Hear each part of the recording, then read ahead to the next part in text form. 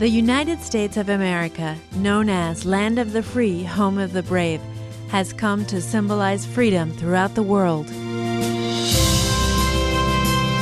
People from all nations and from all walks of life have called the United States home. The United States has welcomed them with open arms.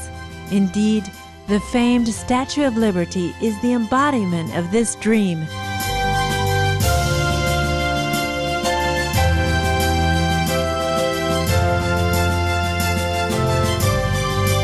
In New York's public education system alone, its student body represents 145 countries.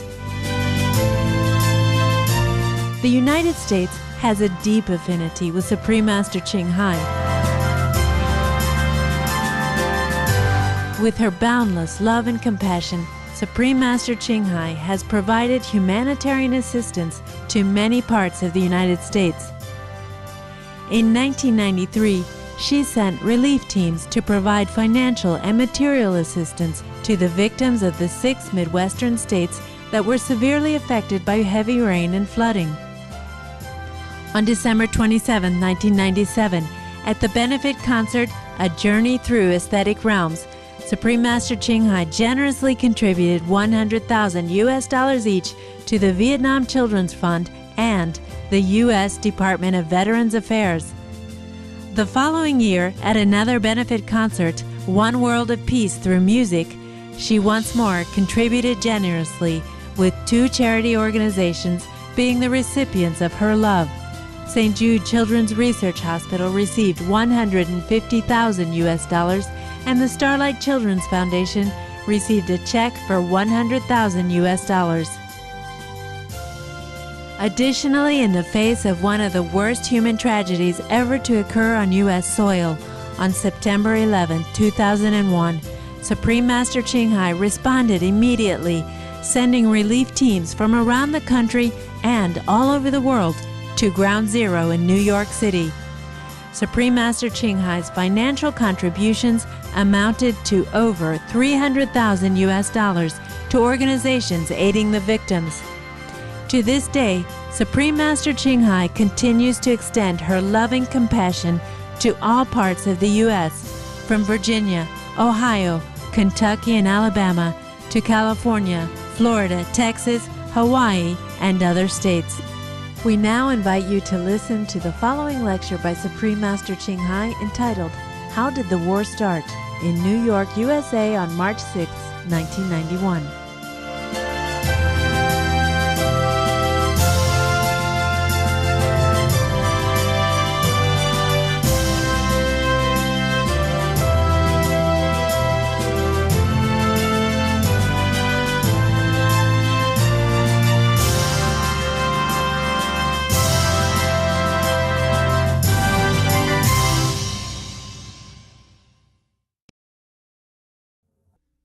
My friends, let's have a few minutes to pray for your noble work, that you will fulfill your mission, and to pray for the peace that we all work for. And then we will start. You pray in your own way with your eyes closed.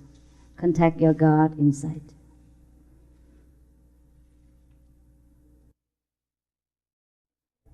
Thank you.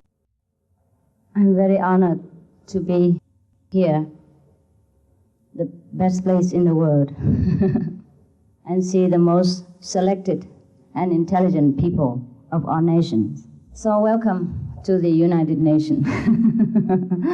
I've told our president here that the United Nations is probably the best thing after sliced bread. And she says she has never heard anyone use that before. I say I also don't use it, except when in the right place, because I'm afraid people don't understand. And also there's not many things that are better than sliced bread. But United Nations truly is. I have read some of the works that you have done for the world, and I pray that God will bless you with full health, power, and intelligence in order to carry out your work again. I do not feel like I'm a first time here, or first time I'm speaking to you. Feel very close and friendly. So probably I have been here before. Or we have been in the United Nations conference in many other lives, who knows. Yeah. I saw the entrance in the taxi before I came here. So it might not be the first time that we are together. Someone of the United Nations has invited me to come here to address the assembly. And it's since a long time now. Must be 8 months. It has been a long time. And at that time, I wasn't thinking of coming here at all. When I was asked, I said, well, maybe. Let's see. But then, because first I was thinking, well, the people who work in the United Nations, they probably have different interests than my interest. Yeah, I'm just for spiritual. And the United Nations people, they probably working in the socio-political. That's what I was thinking. But then later I thought, well, I cannot think that way. Yeah, political is not the sole issue of the United Nations. They have worked in a humanitarian and in many other kind of relief for the world, and have peace, and they also practice meditation too. So I thought it would be the time for me to come in and to understand more about your work, and also to have a nice talk together. Yes. It should not be that we let the United Nations shoulder every burden and responsibility and blame or whatever. And everyone should work together with the United Nations, because we are also citizens of the world. And no one just should stand outside and watch the United Nations work, whether failures or success, and then blame them or criticize. It should come in and work together. That's what I think. Therefore, I came here today. Whether I could help or not, that is another question. This is God's will, but my goodwill is with you. Therefore, I study your books, your pamphlets, and whatever I can get to be in the United Nations. The one of the member, the invisible member, the volunteer.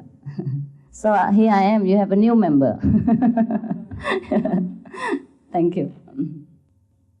So someone has suggested that we talk something about war and peace, since it is the current theme of the world. So I would be brief about war and then be long about peace. You see, every one of us know about war, but not truly know what is the cause for it and how should we eliminate. And it sounds a novel, a fairy tale, but we can do it. We can eliminate. Because after a while, people will be tired of war, whether the winner or the loser. Because one of those biggest warriors like Alexander the Great, Napoleon, and Arjuna of India, they were tired too. So how would we, the modern warriors, would not be tired? And we will learn in time how to avoid these things. But if we want to avoid, it's not only our will be done as God will. We must act according to what God wants. And in order to know what God wants, we have to be prepared. Prepared in our speech, in our body and mind, to listen to what God says, and not to what we say. We always pray for peace, and we didn't know what God speaks to us, how to get peace. Therefore, we do not understand how to go about, even though everyone knows, everyone likes to stop the war and to preserve peace in the world. And the United Nations are the first agency to worry much about war, to put most of the effort to regain peace, as it has always been doing since the founding day. Yes. I doubt if the world would have been as it is today without United Nations. Even though we still have war and some famine or refugees problems, but without the United Nations, I think it would be worse. You could not done your perfect work without the cooperation of many of the nations. And that is not the entire fault of the United Nations if we still have war and other issues of political and sovereign issues at the moment, because some members of the world just refuse to cooperate. And that I know is very difficult for such a unit like United Nations to move the whole world when some of them just stay there, stand their feet like children and just doesn't listen, just do their way and want their way. Well, that I'm very sorry that the work of the United Nations is a very, very tough, very difficult, delicate, and needs a lot of patience, diplomacy, and strength. And God may bless you with all this in any time you need. When Alexander the Great died, he has instructed that his subordinate should put him in the coffin with both hands stretched out, empty, to teach the later generation not to go into war, not to accumulate any possession, because when we die, we have nothing. But it is said that some of the members, the citizens of our world, or some of the nation, does not fully understand this lesson. Let's hope they will. Most of the people who make war are the ones who are too well protected, who speak from their own chamber, from their own sofa, and who does not go out into the front to fight in the danger. Therefore, they bring forth this kind of disaster to other people, including their own, because they do not sense truly what danger is in the battle and what suffering means when one is wounded or tormented by the casualty of the war. When Napoleon Bonaparte of France was standing in the battlefield between France and Austria, he was so shocked and so hurt because of the casualty. It's about 15,000 soldiers died on both sides. And he wrote a very desperate letter to the King of Austria at that time, said, please let us make peace, let us stop the war. Because he wrote to him, to the king, that you have not been in the battle like I have, so you don't know what it is to stand here alone with the 15,000 corpses around you and seeing all the suffering every day of the soldiers. And that is not all. How about those who stays behind? Yes, I think most of you have watched the film Born on the 4th of July, and you have known what it is like. The after effect also, not only the immediate effect. A radio station who interviewed me a few days ago in Texas, he asked me, is the war good or not? Should we, as a spiritual people, kind of not resort to war like what we do now in the Middle East? I said we should stop the cause, not the consequence. It's too late. If we don't want orange, we should never plant orange seeds in the ground. Or at least we should never water it, or take it, pluck it out of the ground when it was little. But some people like to nourish the war, for whatever reason you might know. Sometimes they said to me, some of the people that I know, they said to me, well, we have to take care of the people of this country. Therefore, we have to make a war in order to have the benefit thereof for our country. That is very good, very patriotic from saying viewpoint. But as a long run, and from spiritual standpoint, it is a loss, because later on, the bad karma will come. The karma is the consequence of what we sow. Like in the Bible, it says, as you sow, so shall you reap. When the cause is no good, the consequence cannot be good. If we try to make money or fame or to nourish a group of people or a nation by the benefit of the war, then later that cause will also feed back on us and we become the victim. We cannot sow an orange and get an apple. That is the physical law of this world. And as long as we are in the physical world, we must obey the physical law. No one can avoid that, even if he is a Buddha or a Jesus Christ, let alone we, the ordinary beings. Therefore, the people who make war do not study much the Bhagavad Gita, the doctrine of the law of karma, and they might not even glance at the Bible, which says, as you sow, so shall you reap. Long time ago, when the Buddha was alive, he told a very interesting story of how war has been started and caused since a very ancient time, since people began to appear on this earth. The cause of war, the seeds of war has been sown already. So now what we are having every day is just a consequence of that, a continued consequence, or a very unavoidable series of chain work. The story is like this. In the beginning of time, after this world of ours has been destroyed, and there's nothing here, everyone's gone to different worlds according to their desires and their tendency when they were still in this world. So some were sent to probably a more miserable condition, some will sleep for a long time, some go to so-called heaven. Most of people who are virtuous go to a place called Guanyin planet. Guanyin has nothing to do with our method, okay? That is a place called Guanyin. Now, people stay there in glory for long, inimaginable period of time. And after that, this planet came into being.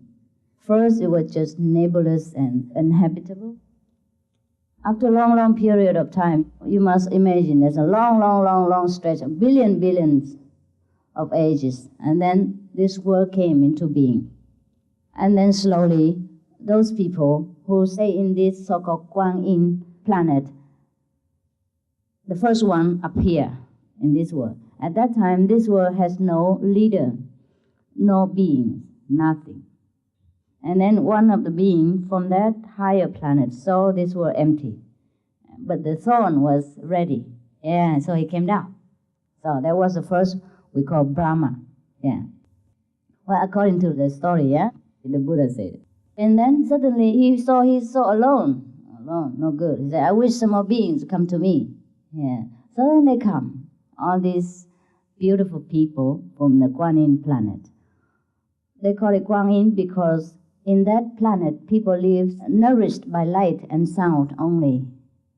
They are not in necessity of solid food like we do now. Okay. So slowly many of them came to this world and settled down. When they came here, they live in light and glory. They can fly anywhere they want, then be in everywhere instantly. There is no need for vehicles or any physical transportation, no need for any language. They still understood each other perfectly, and they still be very free in their own way and in their glory. And they live in glory for long ages, trillions of years. And then slowly this world became more solidified and more beautiful and more visible and more glorious. And then some of these beings walk around the sea or fly around the seas, the seashores, and saw some kind of form from the sea. And these forms look so beautiful, so shining, and smell so nice. A lot of very strange fragrance emanate from this kind of form which float on the sea. Some of them were curious and they just land down and they taste some of it. Never saw this thing before. It has never appeared before. So first they look, And it's so beautiful. And then the smell so irresistible. So they tasted. And it was so nice. They never ate anything before. And they didn't think they needed it. They didn't think there's such thing so nice and tasty. So they ate more and more. And so slowly everyone knows about this beautiful form on the sea, which is tastes good and smell nice and beautiful. So they all came and eat them. And the more they eat, the more they became heavy. They changed their appearance. They changed their power. And slowly they cannot fly very long distance anymore. And slowly their light, their aura became shorter, duller in color. But they wouldn't notice that much. Anyhow, it's too late to change. It's too good. So the more they eat, the more they want. So they cannot stop eating. And after everybody eats, the form's gone. Too much eating, gone. And then something else appear on earth. A kind of wheat that grows all over places. And anyone can take it and eat them. Kind of crawling wheat. So people like it also, because there are no more forms. And they try the wheat. The wheat's also very tasty and nice and beautiful and fragrant. So they eat, and everybody eat. And the more they eat these, the coarser their body and spirit became. They could hardly fly anymore, and their physical body began to change into the worst, not the better. They was beautiful and glorious before. Now they look more coarse, and some sound begin to emanate from their mouth now. There was no need to speak before. Now they must make some sound in order for the neighbor to understand. It's just some bubbling, but it has been the sound now. And they could not stop eating now.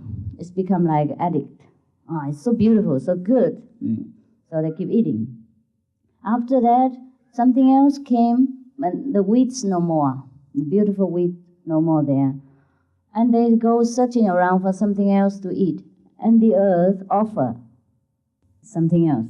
Like what we have as rice or wheat, the earth begin to offer this kind of thing.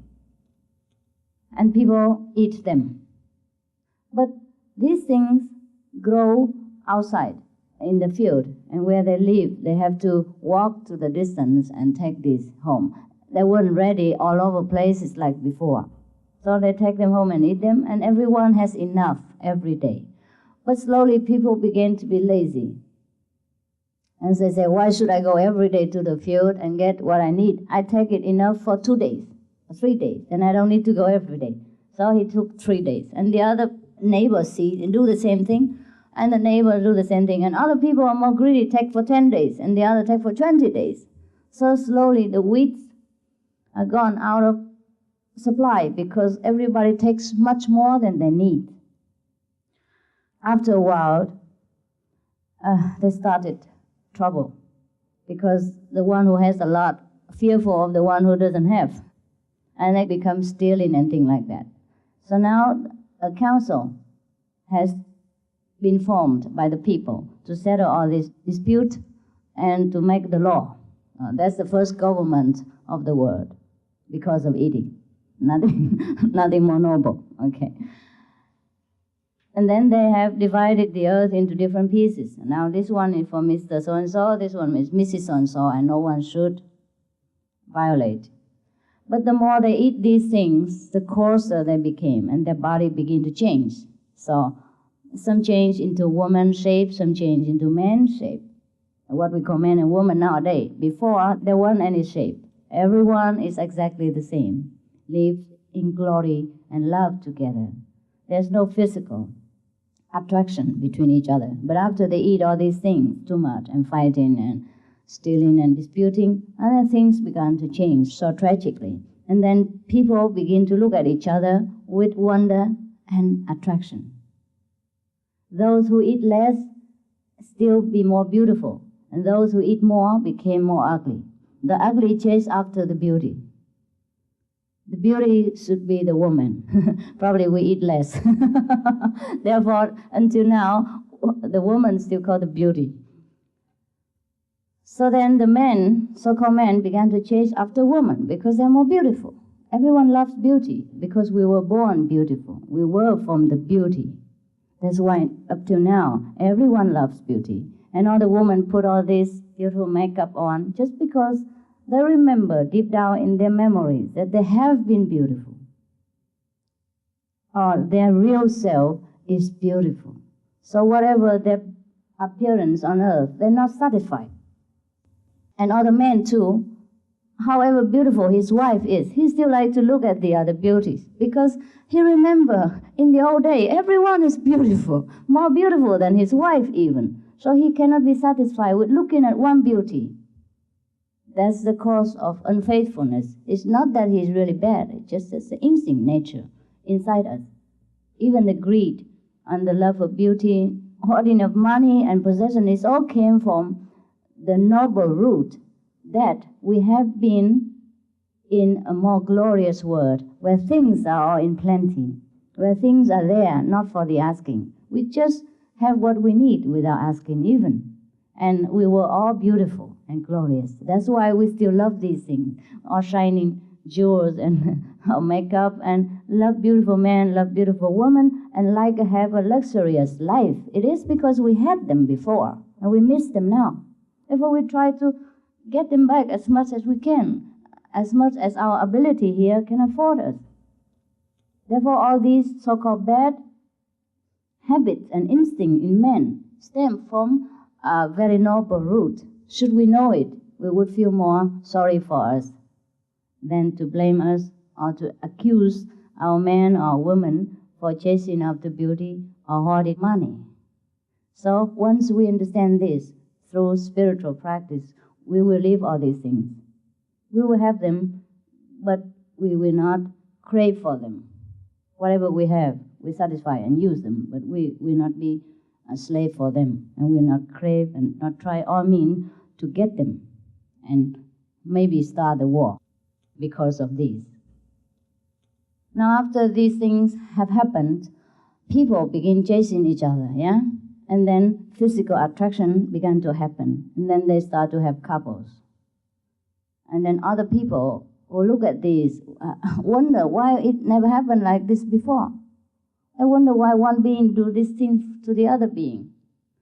But then, so these people are ashamed, attracted to each other physically and doing things physically. They are ashamed, so they have to go out of the city, of the inhabitant, and build a hut or build their caves. So a house began to spring up. And then separate dormitory began to appear. That's how it happened. And that's how we started our history, according to Buddha. I don't know if the story is true or not. I wasn't there. I might be there, but it's too long now. Billions, trillions of years who remember all these things, who want to remember, right? So now, after that, because people started to build houses and then hoarding for themselves and divided land, and then things began to get worse, because some people who are diligent plan a lot of things and have a good crops, and other people who are lazy come and just steal. And so that's how it begins with a war, and it goes on until now, because those who have a lot and those who have too little. Have a lot doesn't want to share with those who have too little. Those who have a lot because of diligent working, looking down upon those who doesn't have because of laziness or maybe misfortune. So the Buddha concluded that the cause of war is the lack of sharing between people and the greed within us. And someone who likes to take too much and left none for others. So nowadays, in the modern time, scientists have made some research, and they thought the cause of war may be the starvation. Many countries starve and many countries have too much, things like that. But not really, we don't really have too much. We just use it wrongly and waste. So they make a research. For example, someone told me in Toronto, he had a restaurant. He has a vegetarian restaurant and a vegetarian magazine. He told me that according to a research, if in Northern America, each person eats vegetarian meal once a week only, then we have enough food to feed 60 million people a year. And I was startled. I said, how can it be? But they work out that way. Not because of the food. There's so many concerning with food. Because the land had to be cultivated, and now it's wasted for the cow feeding and all the water supply, all the medicine for the cows or the pigs or whatever, and all the transportation, everything concerned with meat diet had reportedly wasted a lot of human substance, and that is the cause of starvation of many countries. It takes a lot of food, protein, medicine, transport, water to feed a cow. And these things came from underdeveloped country too. And this protein and food could have been fed and could have been distributed in a different way in order to feed the whole world, instead of feeding a cow and we eat a cow. It's second-hand stuff anyhow.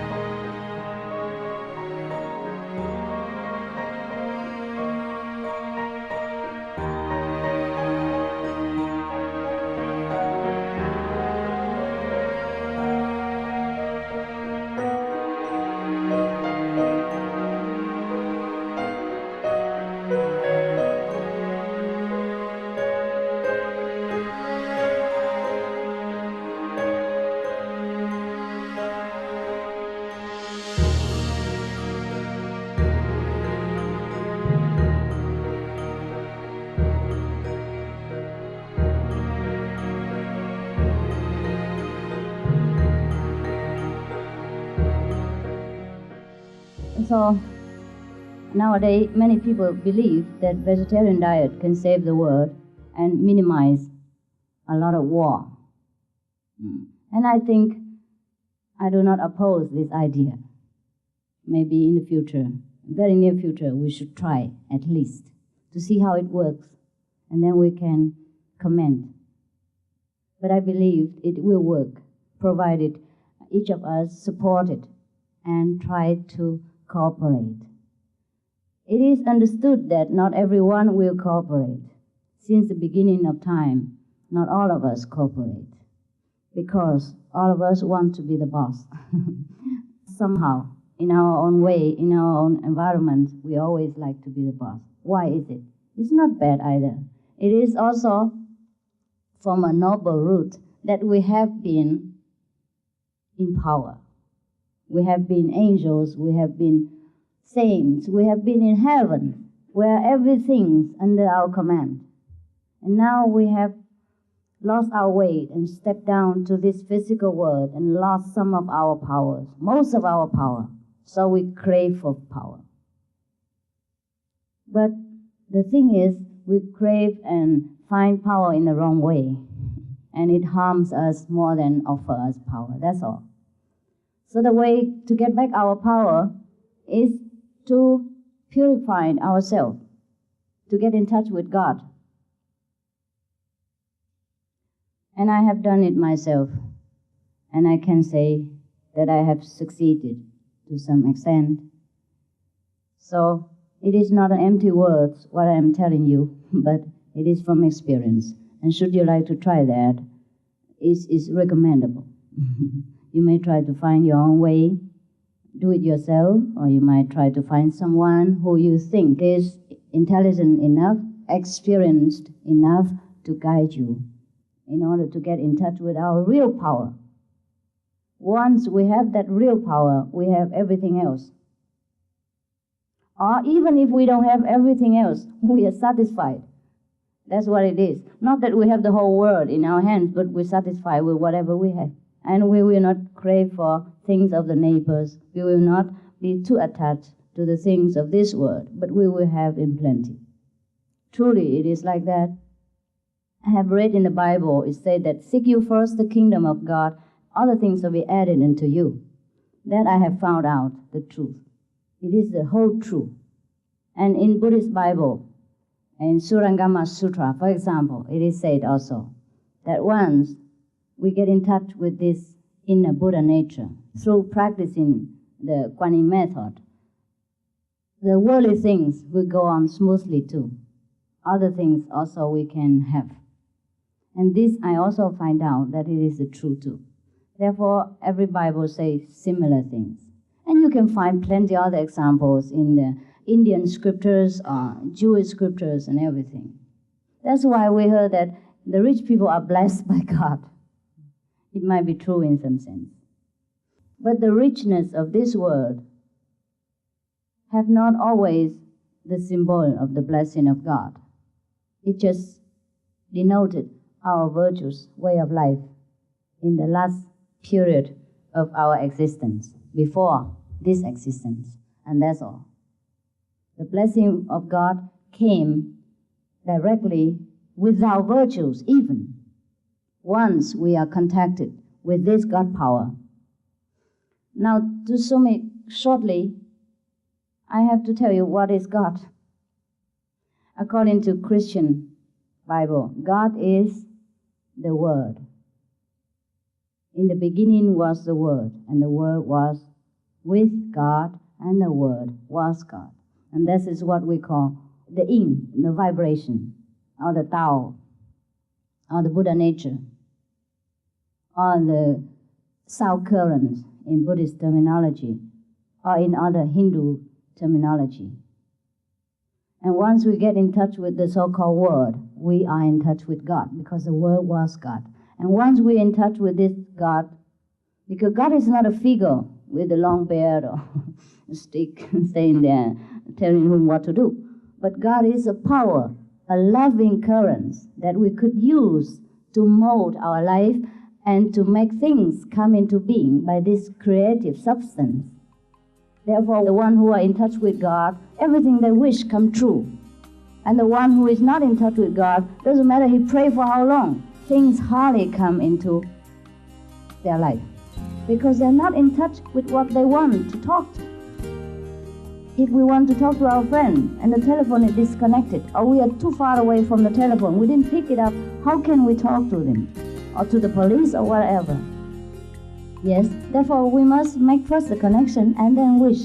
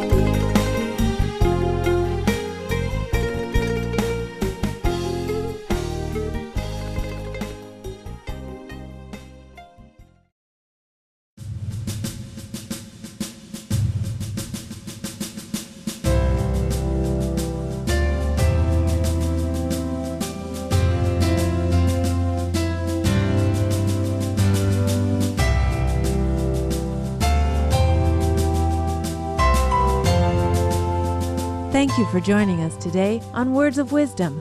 Please keep your dial tuned here to Supreme Master Television for models of success right after noteworthy news. May the providence guide your life in nobility, wisdom, and love.